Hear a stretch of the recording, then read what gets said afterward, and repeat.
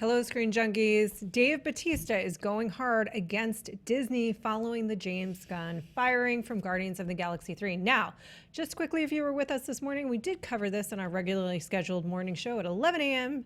right here on Screen Junkies News. Unfortunately, we did have technical difficulties today, so we wanted to make sure to cover this particular story here because there's also some follow-up. Let's break it down, Dan. So many things. It's so many crazy things. News cycle is one morning we're on one place with it, and then this new information comes out. Yeah. And it sheds a whole new light on everything. Sheds a whole new light, and I'll be honest, gave me a context that changed my view just a little bit. So Dave Bautista tweeted on Sunday, depending on what time zone you happen to be in, saying that he would, yes, appear in Guardians of the Galaxy 3, but he was not pleased about it. He said, quote, "I will do what I am legally obligated to do, but at Guardians without James Gunn is not what I signed up for. Guardians of the Galaxy without James Gunn just isn't Guardians of the Galaxy." Adding, "It's also pretty nauseating to work for someone who'd empower a smear campaign by fascist hashtag cyber Nazis. That's just how I feel." He said this in response to someone who said, "Hey, I'm loving your response and your support of James Gunn. What are you going to do from here?" So here's what adds a little bit of context to that. Once these tweets caught fire, UK Magazine Shortlist revealed that Bautista said he would ask Disney to release him from his contract if they didn't reinstate James Gunn. Now, this was in an interview that was done for an upcoming movie of his called Final Score. The full interview is going to appear in their September 6th magazine. Next month, but they wanted to get these quotes out ahead of time. You don't sit on these quotes for a month. No way. So as soon as this happened, they released that he had said that he would be doing Gunn a disservice if he didn't ask to leave. Here's what he said, quote, "Nobody's defending his tweets, but this was a smear campaign on a good man. I spoke to Chris Pratt the day after it happened, and he's a bit religious, so he wanted time to pray and figure it out. But I was more like, F this is bullshit. James is one of the kindest, most decent people I've met. Where I'm at now is that if Marvel doesn't use the script that Gunn wrote, James Gunn script, then I'm going to ask them to release me from my contract, cut me out, or recast me. I'd be doing James a disservice if I didn't do that." And when he referred back to the whole cast who released a statement in support of James Gunn, Disney afterwards, insider said, "Well, that's nice, but it's not likely to do anything on Disney's side." He said, "You know, I don't think it'll get him rehired, but I hope it opens people's eyes to James's character." Woo. So now the Sunday/Monday tweets feel like that he did this interview, who knows when. He knew that those quotes were going to get released, and he wanted to say, almost for the record, "I'm not going to breach my contract." I think he's trying to stay ahead of the news cycle because, if there's But that ambiguity there, then all of a sudden these quotes come out, and the way the journalism works, they say he's going to quit. Dave Bautista quits the MCU. As a matter of fact, fact, threatened to quit is not the same as actually quitting. As a matter of fact, exclusive, Dave Bautista tells the shortlist he'll quit Guardians of the Galaxy, which is their headline. I understand why it's their headline, but saying you're going to be asked to be released from your contract is not the same as quitting, because quitting is breaching your contract. Right, and that's the one thing he didn't say. He didn't say, if James Gunn's script isn't used, I will walk off the set. Yeah. I will not play Drax. What he said is, I'm going to ask to be released, I'm going to ask to be cut out, or I'm going to ask to be recast. Different. And different, and it's quitting in the sense of saying, like, I don't want to do this job anymore, but it's not quitting in the sense of I will not show up on set, and again, like you said, it adds a little context to these tweets, which we discussed a little bit this morning. Seemed a little random in the sense of, like, coming out and saying, like, I'm going to do what I'm legally obligated to do, but I'm not a fan of it. I think, again, this sort of says he's focusing his statement here, which is like, I don't want to do this anymore without James Gunn's script. If you're not going to use it, I ask that you release me or cut me out or whatever. But at the same time, I'm not going to break this contract. I'm not going to, walk off. I'm just asking that you release me. So he's probably talked to a lawyer, and I'm sure that he has. He's probably treading some. And here's the thing: I think this morning, those tweets out of context to me felt like, whoa, a little bit. Because as much as I actually agree with him and I support people, I support loyalty as a general value, and particularly creative loyalty, and then sort of like following your ethical core. All of that I really agree with. The language that he used and the harsh nature of the language that he used towards Disney, while I understand it, I thought, is that really helping? Are we not adding to this toxic culture by like hashtagging cyber Nazis and things? But when I read it in this flow of events, it feels to me like Bautista really wants to make clear to Disney how unhappy he is, but he also really wants to make clear on a legal sense, because he could be sued for breach of contract, right, that he's not breaching. It's not a no show thing where he's I'm almost not backing them into a corner. He is. And I mean, and this is what, we talked about this morning a little bit, I think the situation, because my stance on this has always been, I don't know if it was the right thing to do or the wrong thing to do, in the sense of like what Disney's position in this was. My thing has always been that it was done so quickly and without any kind of conversation, without any kind of sort of hashing this out, both publicly and privately. This is the kind of situation that Disney has put themselves in the sense that they have now backed themselves into a corner. And I think that they might have thought that, this situation was the same as other situations where it was a little more indefensible, on the sense of like, they didn't think that people could potentially rally to James Gunn's. They thought that this is so sort of on its face disgusting and indefensible. But I think now that people have sort of analyzed the situation a little bit, and they've looked at what James Gunn has said, they've looked at the context of everything. Again, I'm not saying it's right or wrong, but I do think it is a more complicated situation than some other situations that they've had in the past. And this is what I think they have bought themselves, in the sense, is by acting so decisively in this scenario. They left a lot to be said, including from these cast members who are fiercely loyal to him, who Bautista, this was the break of his acting career, in the sense that, like, this is a massive break for him. James Gunn is an integral part of that. I think this is sort of what is being wrought from what I think was a very rash decision by Disney, right or wrong. I think that it was incredibly rash for them to do this as quickly as they did, and I think this is where you find yourself. Yeah, and I think just highlighting what you said and what he said, nobody's defending his tweets. Right. Nobody. Anybody, us, as many times that we have looked at this situation, no one is defending what James Gunn said, including, by the way, James Gunn himself thinks that what he said is horrific. Absolutely. That's kind of undeniable. Yeah. But what he's doing is defending the full context of the situation and saying, yes, we needed to have looked at the nuance of this and examined it very closely. I also feel that this gets particularly complicated when you look at things like, we've talked about Josh Trank coming out against his own movie the day that it opened. That did a lot of damage to his career. But there was damage done because the process of making the movie did a lot of damage to his career. Yeah, it was sort of the last straw. It was the last straw. There was so much bad buzz about that. And I feel like he felt like it was all being heaped onto him in the sense of like, you blew this project. And it almost seemed like he was lashing out, saying like, I didn't ruin it, the studio ruined it. Yeah, and then it just became a whole... thing. It was poor form, because professionally, even if Trank felt that it was the studio's fault, even if it was the studio's fault and they were giving terrible notes and sort of derailed the movie, who knows what actually happened? Well, people do. Some people But there's always multiple sides to the stories. The releasing that tweet publicly damned him a little bit, in the sense that other studios would no longer trust him to work with them, that he would not be airing dirty laundry. Mark Hamill has had, to a much lesser degree, some back and forth about Star Wars.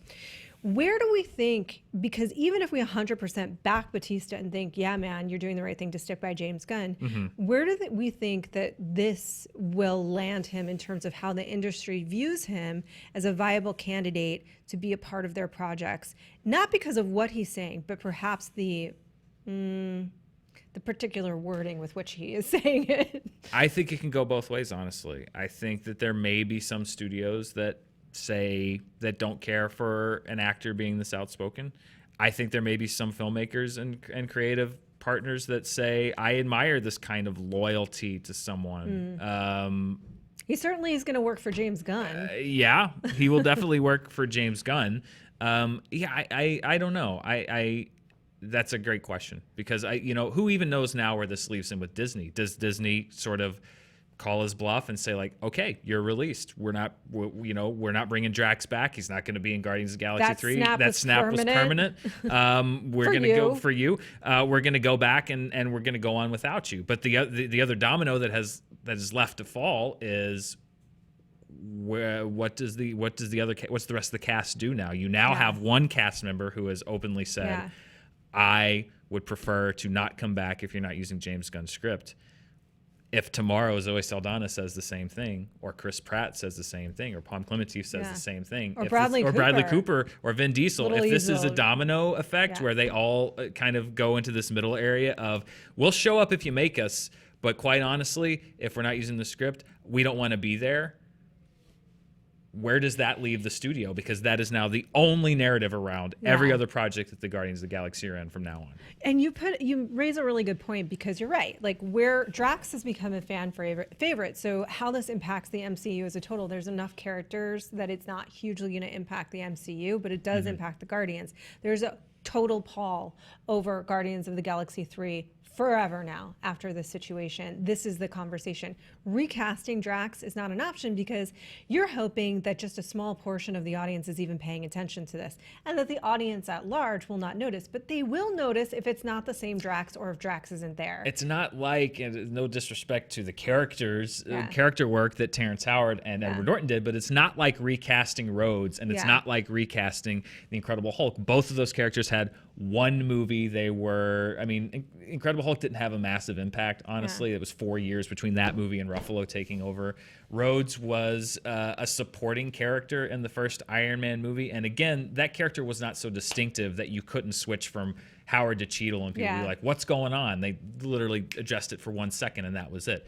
Drax is such a distinctive character, and now has appeared in had a large, part in 3 films in the MCU. It's not like you can just swap in somebody else and just say, oh, that's Drax, because fans will go like, no, that's not. No, that's not. I know Drax, and that's not Drax. The large majority of the audience that may not be aware of this would become aware of it via his absence in the next film. Yeah. Do you think that people like Chris Pratt and Zoe Saldana, and Pratt, who just because he plays Star-Lord is he is just the de facto leader in the public eye, whether he really is behind the scenes or not, are they feeling more pressure to quit? Are they feeling more, or not quit, but say to back Bautista?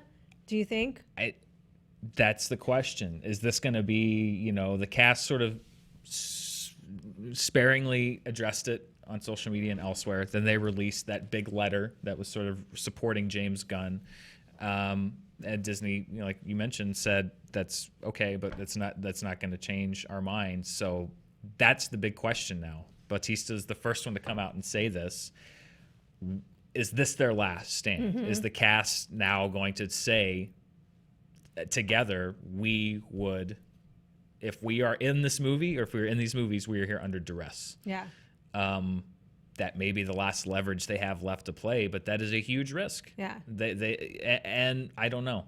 I don't know where this goes from here. On a human level, you have to imagine, just human alone, you have to imagine that some of them have got to feel pretty torn up right now, because on the one hand, they're feeling public pressure. They feel an emotional pressure to back James Gunn. They feel a professional pressure to do their job, and also it's a great franchise for them. Well, it's a great thing for Zoe Saldana and Chris Pratt. And there's going to be blowback if they do band together and do this, because there is a swath of the public that feels that Disney was in the right. Yes. That these things were, unforgivable. Yeah.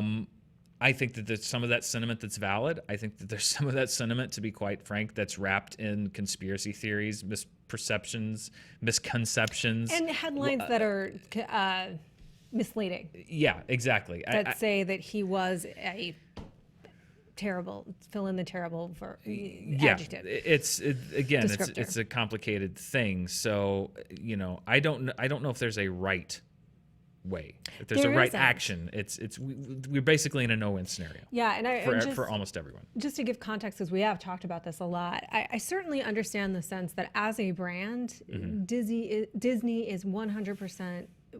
Whatever happens behind the scenes at Disney, in terms of the business and all of that, they are a family-friendly brand. This is a brand that lives and dies on the fact that they are family-friendly, that you can turn on that Disney streaming service. Everything on there is going to be okay for your kids, so they've said.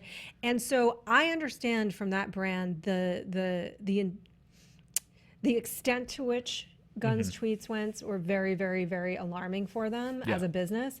And I understand where the cast is coming from in terms of, we've talked about this. It was almost a decade ago. He's already apologized. Some of them, not all of them, you knew about. They were very poorly formed. He has apologized. He's a different human being. And this was a targeted political attack. All of that nuance weighs into the final decision. That said, on the side of Bautista's, the kinds of words that he's using, pieces of me wonder if we don't find a way to talk, say the things, say your opinions, speak your truth, back your opinion. But if we don't find a way to frame things so that it's not toxic, I do worry that it just snowballs in on itself. But I understand from a human level, he's pissed, and he is not one to hold back how he feels. That's just not his nature. Well, and then the other question is, if Disney sticks to their guns here and they draw this line in the sand, like saying you do not cross this line, regardless of the situation. And I'm not saying it's invalid for them to do that. They're going to get blowback if they do it. But if they say you do not cross this line, where is that line? Because there was reports today that we just talked about. There's a 6th Pirates of the Caribbean movie supposedly in development. Okay. Johnny Depp, where's that line then? Because, if we're talking about things surfacing from the past, allegations from the past, Johnny Depp has had things levied against him that are certainly not fitting of Disney's family-friendly image. So then the discussion becomes, okay, so Johnny Depp is on this side of the line, but James Gunn is on that side of the line. Well, why do you draw the line there and not draw the line there? Well, then you have to fire that person. What if something surfaces about somebody else? It becomes such if you're going to be an absolutist about something, then it becomes such a black hole as far as like where, when, how much is too much, and if that person isn't too much, then why or why not, and what. This is when you strip the nuance out of things. This is what happens. Yeah, and I think they have to. Their marketing team and their PR reps and their PR department is under a lot of stress and strain right now to try and, in a world which doesn't open itself to nuance. We try, we really do, but which often things are sort of like viewed in a black and white manner. People are going to go, why Roseanne and not Gunn if they don't fire Gunn? Right. And that's where, and that's a whole different conversation that we're not going to have right now. And it's a conversation that Disney obviously wasn't interested in having. Exactly. But that is the thankless task of somebody at Disney would have been to be able to try and dive into what the difference was in a world that just isn't willing to listen long enough to unpack nuance. And maybe to some people, and to be fair to some people, maybe they don't think there is a difference. And if you're going to hold the one standard, then you have to hold it to the other. And I do honestly think that if these tweets had resurfaced and Disney had taken a week and talked to Gunn, talked with the cast, talked with their investors, whomever else, and after a week of discussion had said, we've spoken with everyone involved, we've discussed it corporately, we've looked into the situation, we've looked into the context of it, and we still believe that it is in our best interest to part ways with them at this time.